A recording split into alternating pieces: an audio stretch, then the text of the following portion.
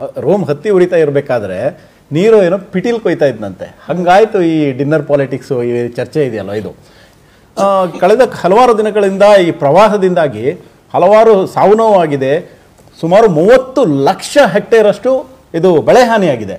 ಒಂದೇ ₹1 ಪರಿಹಾರ ಕೊಟ್ಟಿಲ್ಲ ಇವರು. ಅದ್ರ ಬಗ್ಗೆ ಇವ್ರಿಗೆ ಟೆನ್ಷನ್ ಇಲ್ಲ, ತಲೆನೂ ಕೆಡ್ಸ್ಕೊಂತಿಲ್ಲ. ಕಾನೂನು ಸುವ್ಯವಸ್ಥೆ ಹಳ್ಳ ಹಿಡಿದೋಗಿದೆ, ಹದಗೆಟ್ಟು ಹೋಗಿದೆ. ಮೊನ್ನಿತ್ತೀಚೆಗೆ ಮೈಸೂರಲ್ಲಿ ಪಾಪ ಒಂದು ಆ ಹಕ್ಕಿ ಪಿಕ್ಕಿ ಜನಾಂಗದ ಒಂದು ಹುಡುಗಿ ಮೇಲೆ ಅತ್ಯಾಚಾರ ಆಗಿದೆ. ಇವರು ಏನ್ ಮಾಡಿದಾರೆ, ಅದ್ರ ಬಗ್ಗೆ ಏನ್ ಆಕ್ಷನ್ ತಗೊಂಡಿದ್ದಾರೆ ಅನ್ನುವಂಥದ್ದು ಹೇಳಿದ.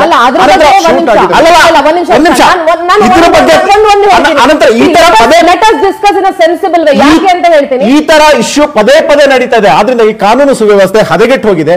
1 ಕಿಲೋಮೀಟರ್ ರೋಡ್ ಆಗ್ತಾ ಇಲ್ಲ, ಒಂದು ಬ್ರಿಡ್ಜ್ ಆಗ್ತಾ ಇಲ್ಲ, ಒಂದು ಡ್ಯಾಮ್ ಆಗ್ತಾ ಇಲ್ಲ, ಒಂದೇ ಒಂದು ಚೂರು ಅಭಿವೃದ್ಧಿ ಇಲ್ಲ. ಅಭಿವೃದ್ಧಿ ಝೀರೋ ಆಗಿದೆ.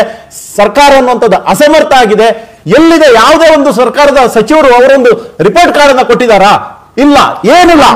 ಆದ್ರೆ ಅದನ್ನು ಹೇಳಿ, ಅಲ್ಲ ಒಂದ್ ನಿಮಿಷ, ಸಚಿವರು ರಿಪೋರ್ಟ್ ಕಾರ್ಡ್ ಕೊಟ್ಟಿದಾರ, ಮಾರ್ಕ್ಸ್ ಕಾರ್ಡ್ ಕೊಟ್ಟಿದಾರ, ಅವ್ರ ಹಣೆ ಬರೋ ಏನು, ಜನ ಏನಂತಿದ್ದಾರೆ ಅದ್ರ ಬಗ್ಗೆ ಹೇಳಿ ನಾನು 100% ಒಪ್ಕೊಳ್ತೀನಿ. ಆದ್ರೆ ಆಕ್ಷನ್ ಮೈಸೂರಿನಲ್ಲಿ ಏನಾಯ್ತು, ಅವನನ್ನ ಹಿಡಿದಿದ್ದಾರೆ, ಹಿಡಿದು ಅವನನ್ನ ಶೂಟ್ ಔಟ್ ಮಾಡಿದ್ದಾರೆ, ಅರೆಸ್ಟ್ ಮಾಡಿದ್ದಾರೆ, ಅದೆಲ್ಲವೂ ಆಗಿದೆ.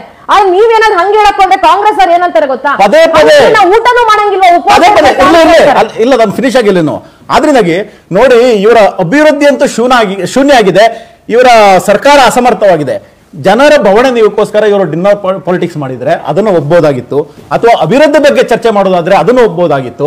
ಪ್ರವಾಹದ ಬಗ್ಗೆ ಅದರ ಏನೇನು ಆಕ್ಷನ್ ತಗೊಂಡಿದ್ದಾರೆ ಅದ್ರ ಬಗ್ಗೆ ಚರ್ಚೆ ಮಾಡೋದಾದ್ರೆ ಒಪ್ಪಬಹುದಾಗಿತ್ತು. ರಿಪೋರ್ಟ್ ಕಾರ್ಡ್ ತೆಗೆದುಕೊಳ್ಳೋದಾದ್ರೆ ಅದ್ರ ಬಗ್ಗೆ ಅದ್ರ ಬಗ್ಗೆ ಚರ್ಚೆ ಮಾಡೋದಾಗಿದ್ರೆ ಅದ್ರ ಬಗ್ಗೆ ಒಪ್ಪಬಹುದಾಗಿತ್ತು. ಆದ್ರೆ ಇವ್ರು ಮಾಡ್ತಿರುವಂತದ್ದೇನು, ಸಿಎಂ DCM ಮಿನಿಸ್ಟ್ರು ಇವರು ತಮ್ಮ ಕುರ್ಚಿಯನ್ನ ಗಟ್ಟಿ ಮಾಡ್ಕೊಳ್ಳೋದಕ್ಕೆ ಅಷ್ಟೇ ಅಲ್ಲ, ಸಿಎಂ ತಮ್ಮ ಕುರ್ಚಿಯನ್ನು ಉಳಿಸ್ಕೊಳ್ಳಕ್ಕೆ, DCM ಸಿಎಂ ಕುರ್ಚಿಯನ್ನ ಕಿತ್ಕೊಳ್ಳೋದಕ್ಕೆ, ಇದಕ್ಕೋಸ್ಕರ ನಡೀತಿರುವಂತ ಡಿನ್ನರ್ ಪಾಲಿಟಿಕ್ಸ್. ಅಷ್ಟೇ ಅಲ್ಲ, ನಮ್ಗೆ ಒಂದು ಅನುಮಾನ ಕೂಡ ಇದೆ. ಬಿಹಾರದ ಎಲೆಕ್ಷನ್ ಏನಿದೆಯಲ್ವಾ, ಅದಕ್ಕೆ ಫಂಡ್ ಕಲೆಕ್ಷನ್ ಯಾರ್ಯಾರು ಎಷ್ಟು ಕೊಡ್ತೀರಪ್ಪ ಅನ್ನುವಂತ ಒಂದು ಚರ್ಚೆ ಕೂಡ ನಡೀತದೆ ಅನ್ನುವಂತ ಅನುಮಾನ ಕೂಡ ನಮಗಿದೆ. ಆದ್ರಿಂದ ಇವರು ಜನರಿಗೋಸ್ಕರ ಮಾಡ್ತಿರುವಂತ ಇದು ಡಿನ್ನರ್ ಪಾಲಿಟಿಕ್ಸ್ ಅಲ್ಲ, ಇದು ತಮ್ಮ ಕುರ್ಚಿಯನ್ನ ಉಳಿಸ್ಕೊಳ್ಳೋಕೋಸ್ಕರ ಮಾಡ್ತಿರುವಂತ ಸ್ವಾರ್ಥ ರಾಜಕೀಯ ಅಂತ ಹೇಳಕ್ ಬಯಸ್ತೀನಿ.